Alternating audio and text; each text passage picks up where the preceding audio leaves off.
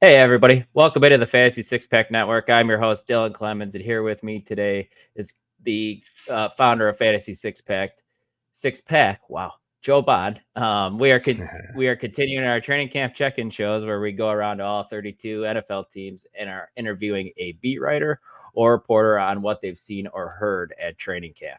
In this episode, we are talking the Cincinnati Bengals, and here helping us do so is Jason Garrison, who covers the Bengals for Cincy Jungle, which is on SB Nation's Cincinnati Bengals blog. Jason, appreciate you being here in such a busy time of the year. How are you doing today?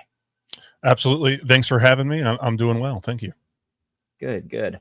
Before we jump into the interview, I want to remind everybody, please hit that like button. Please subscribe to the channel if you're not already, and hit that bell for notifications so you know when a new video drops. And then head on over to fantasy6pack.net/plans to become an all-access member where you get access to our award-winning rankings, draft cheat sheets, and F6P Discord, where you could ask all your custom league questions and advice to any of the F6P staff, which is truly the best part about it.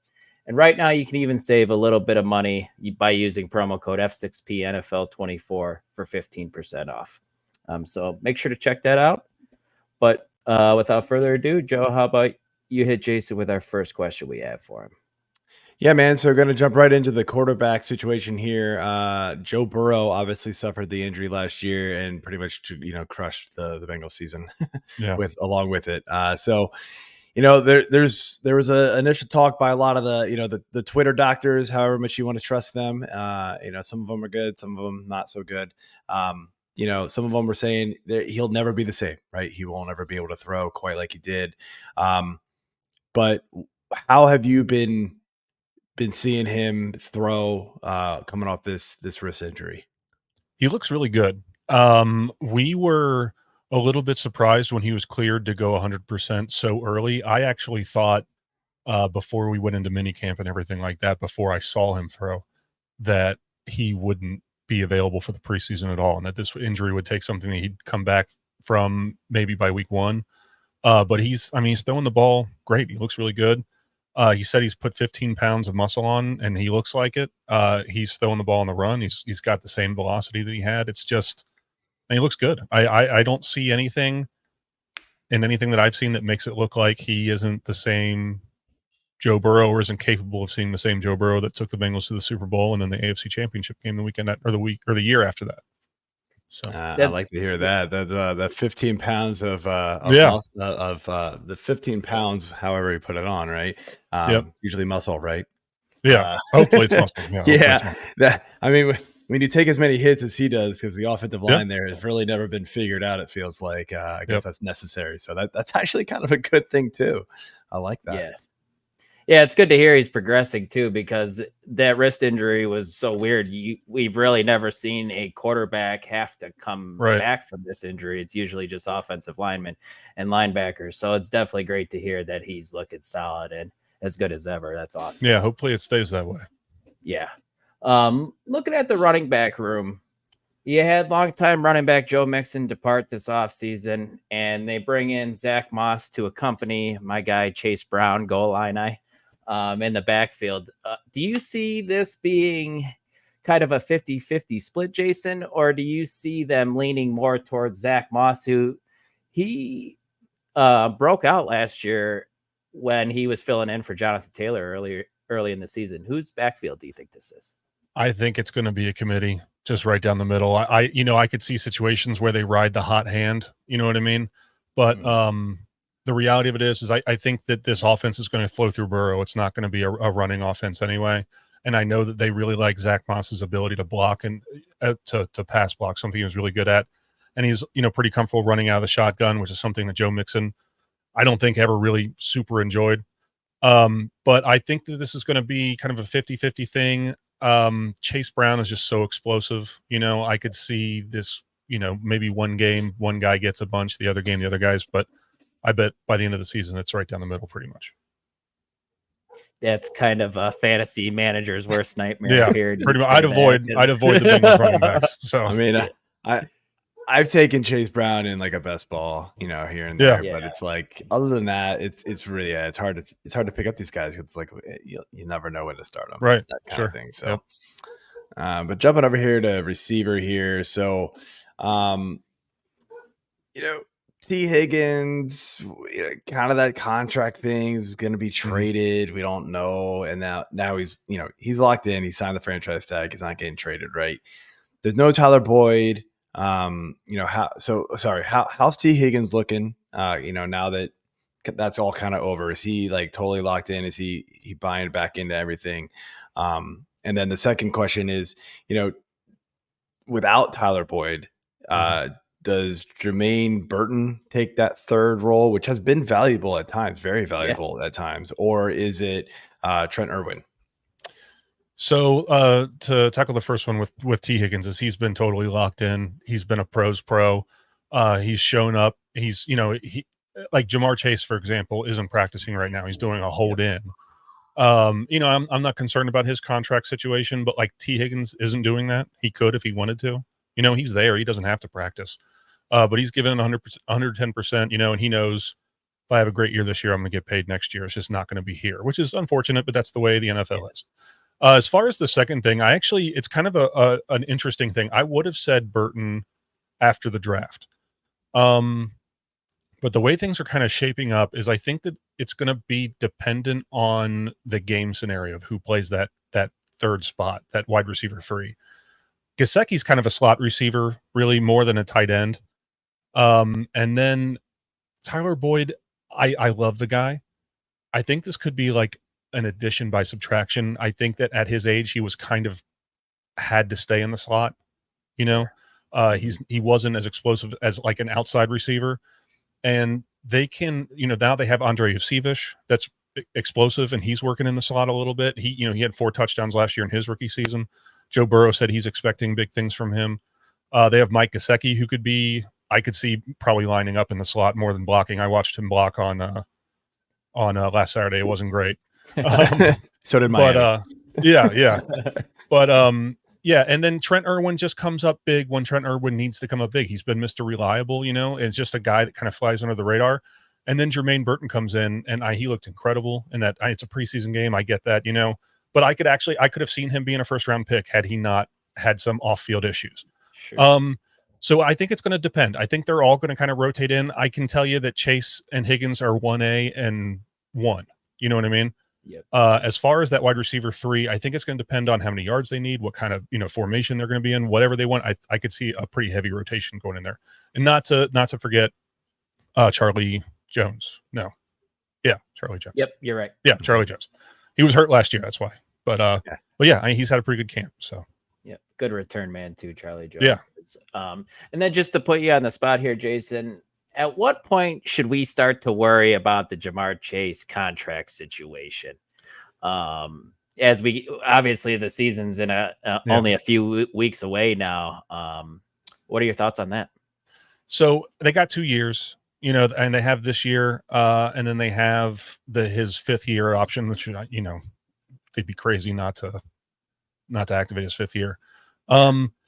But I do firmly believe every month that goes by where he's not signed, he's more expensive. I understand why he's holding in. I think if he wasn't there, maybe they'd be freaked out a little bit. Okay. But everyone seems to be amicable, and it, it's not like playing out like in any sort of ugly way. So when they moved on from Jesse Bates and they're obviously moving on from Tee Higgins, I think that's with the expectation that they will sign Jamar Chase. It's just, got to get whatever is holding it up figured out. But I'm not really concerned about it. Now, if they go into next year and he's not signed this year, I'll be pretty upset because, if he has a great year and they win the Super Bowl, great, but it could have been a little bit cheaper. So yeah, exactly. Pay me. Very, very pricey. Yep.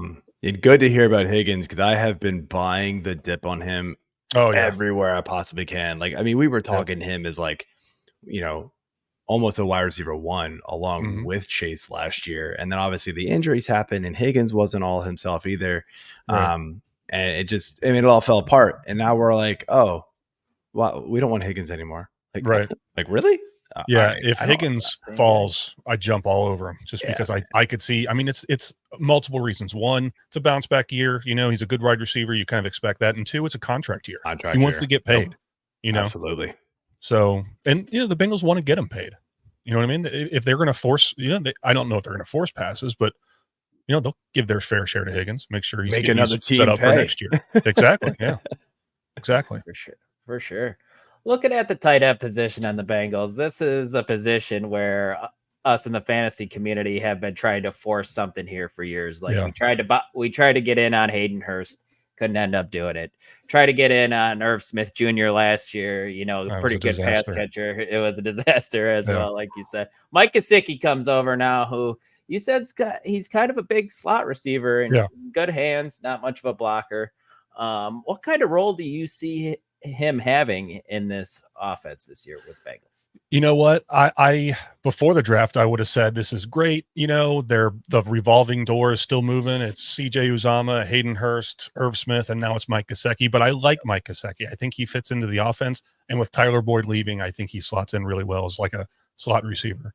And then they drafted Eric All, and then they drafted Tanner McLaughlin, and then they re-signed Drew Sample, and then they re-signed the other guy. There's 5 of them. I don't even know his name. But so as far as what kind of role he's going to have, I wouldn't expect it to be huge. I mean, there's so many tight ends. Eric All, I fully expect to be heavily involved now that he's cleared to go 100%.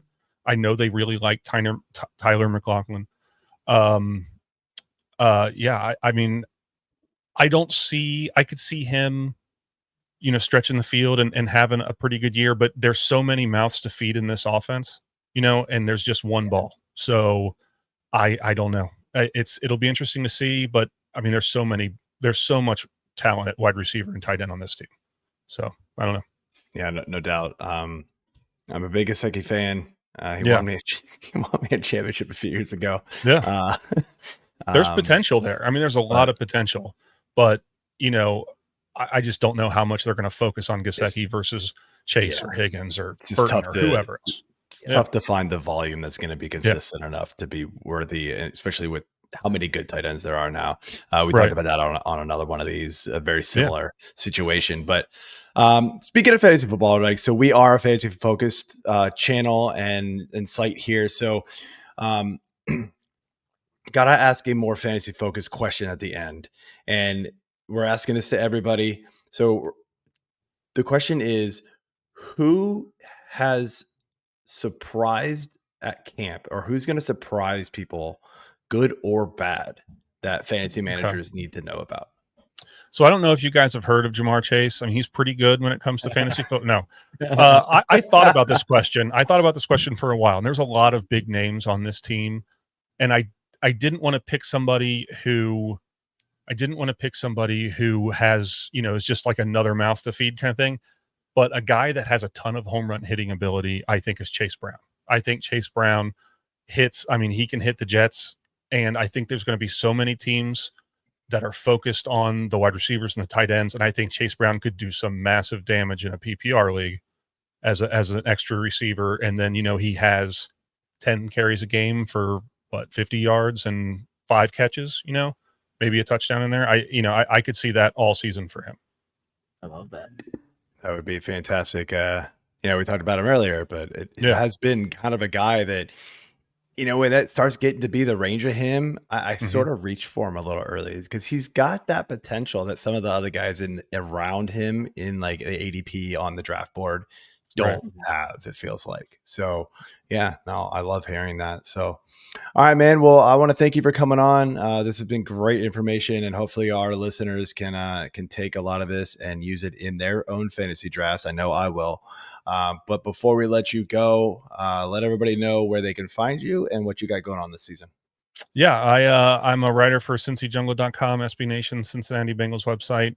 And I am the host of 3 and Out, which is on the Orange and Black Insider on YouTube, and it's a part of the Believe Network. We do a weekly show. Kevin Brown and I do a weekly show about the Bengals. So, awesome. Appreciate you guys having me on. Good stuff, man. All right, thank you, and we'll have to do it again. Yep. Have a good one.